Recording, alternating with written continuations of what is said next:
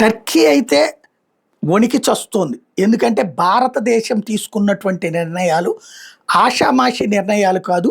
ఏదైతే టర్కీ పక్కనున్నటువంటి దేశాల వ్యవహారం అంటే మనల్ని పద్దాక కాశ్మీర్ విషయం దగ్గర నుంచి పహల్గామ్ ఇన్సిడెంట్ దాకా కూడా వీడు ఓవర్ యాక్షన్ చేస్తున్నాడు. టర్కీ వాడు పాకిస్తాన్కి మద్దతు ఇస్తున్నాడు. దెన్ మనం ఏం చేస్తాం?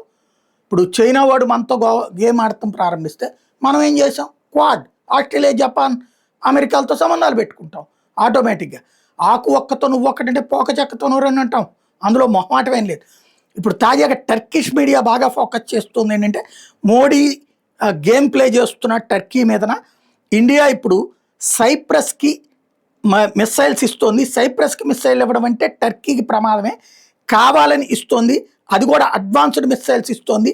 ఇది హెచ్చరిక మనకి అన్నటువంటి పాయింట్ చెప్పుకొస్తున్నారు. ఎస్, నిజమే, కావాలనే చేస్తుంది. నువ్వు ఇండియా నాశనం చేస్తానంటే రా బాబు రా అని చెప్పి ఇక్కడ పంగజాపుకుని కూర్చునేవాడు ఎవడన్నా ఉంటాడా?